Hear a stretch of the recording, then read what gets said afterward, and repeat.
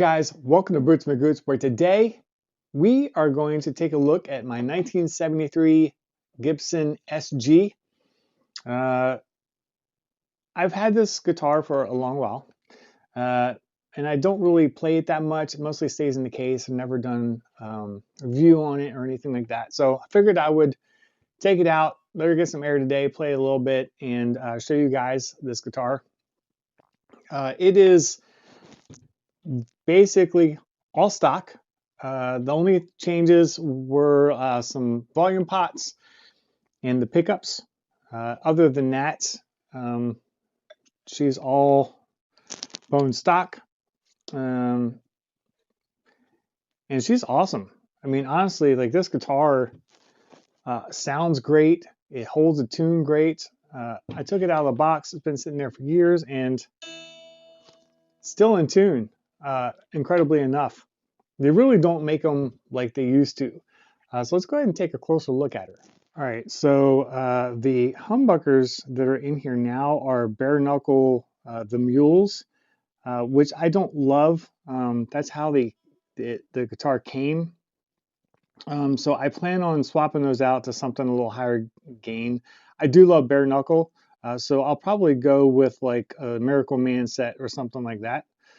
And I do like actually like the gold with everything as well. So I probably will keep gold pickup covers on there. And it has the standard OG harmonica bridge that people love or hate. I don't mind it. I like the mass, and I like the larger intonation adjustment. All this is stock. The pick guard at some point in time was replaced. Everything else through here is stock. The volume and the tone knobs are new or have been replaced. You can see here like there has been something going on right here. I'm not really sure.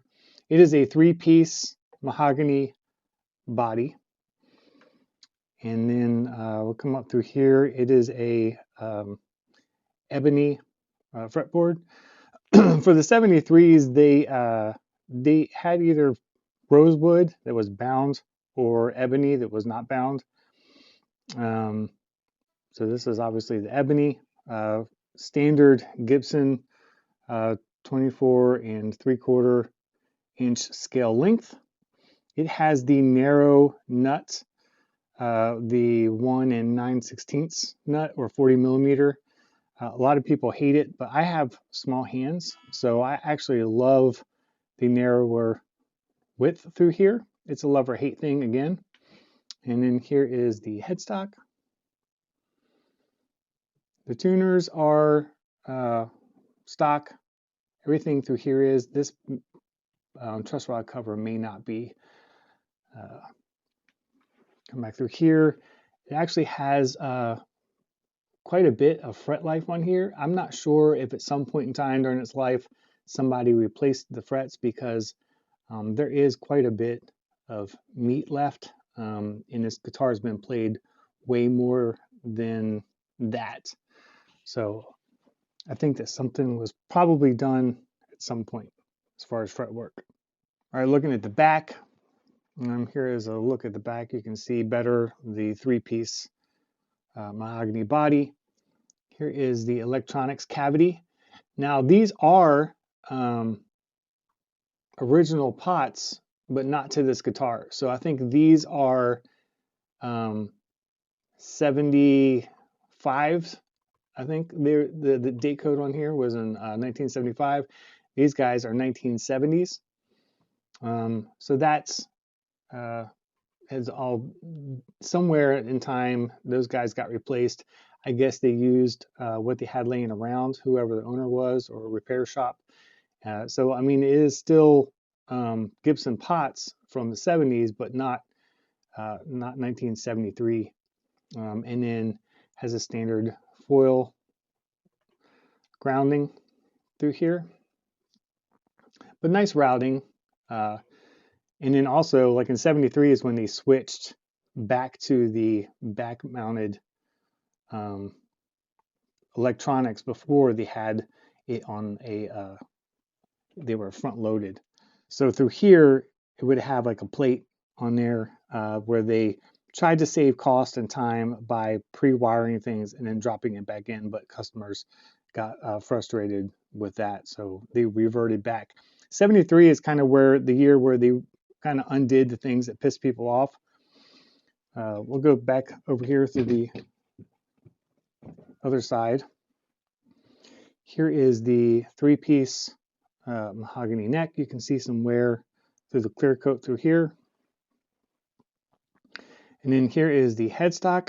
Now the headstock has been repaired, which we'll take a look at blacklight through this whole thing. You can see a whole lot clearer everything, all the damage and any kind of repairs that were done to it.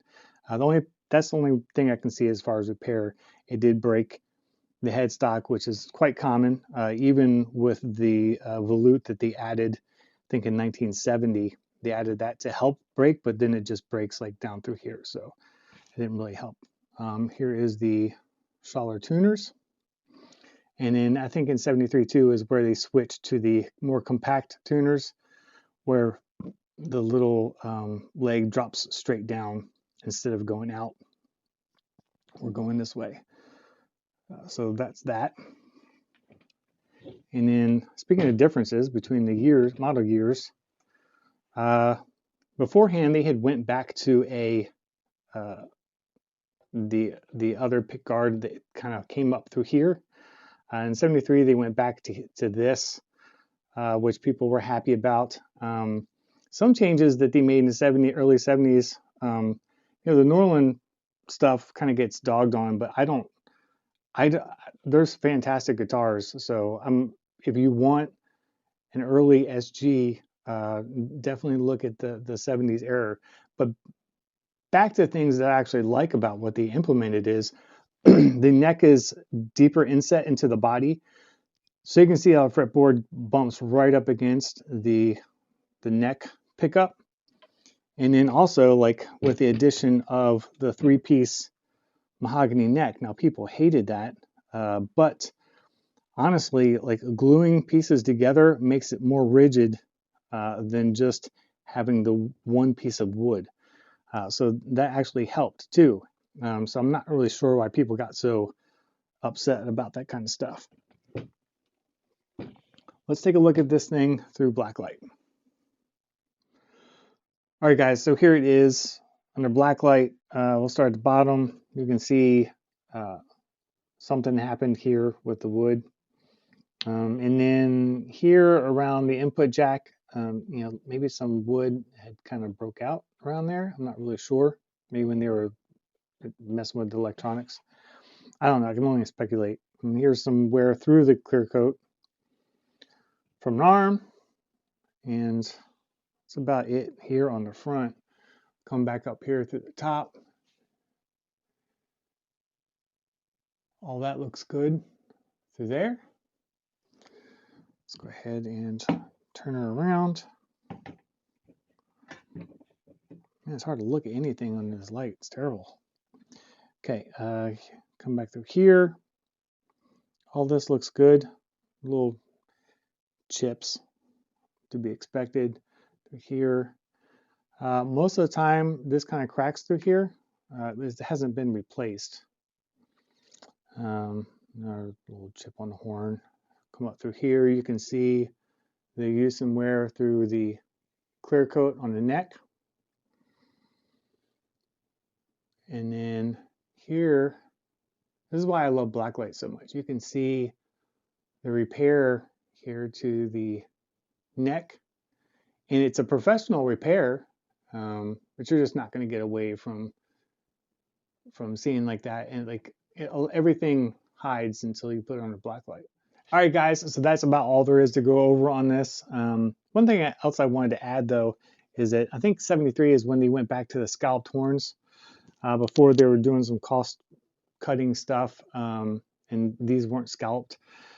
But I think Gibson, they have been bought out, and manufacturing was trying to put out more guitars quickly and as cost effectively as possible. I think that that's why the era is looked down upon. But honestly, some of the stuff that they implemented were really great ideas. Again, the deeper set neck, and they returned the angle to the headstock, where previously, I think in 70 or whatever, it was straight.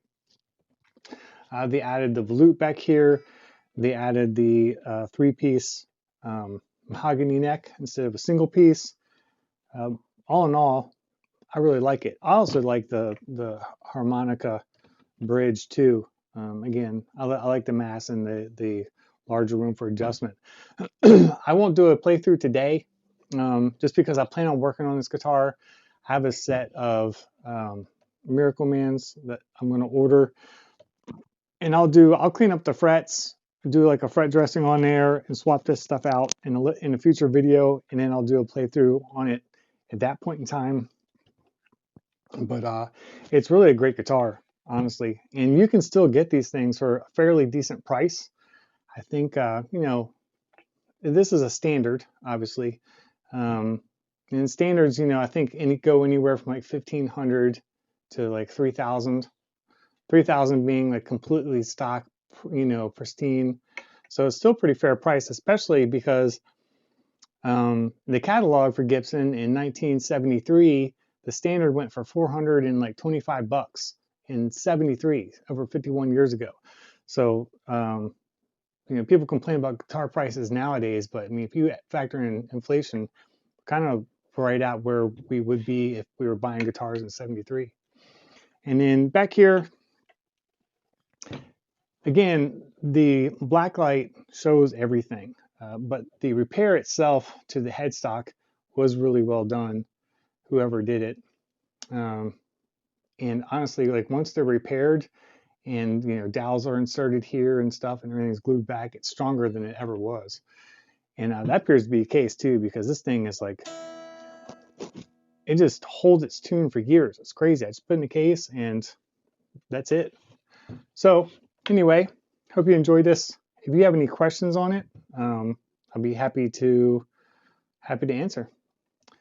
Until next time, I'll see you guys later. I believe I have made a significant find in the Kandarian ruins, a volume of ancient Sumerian burial practices and funerary incantations.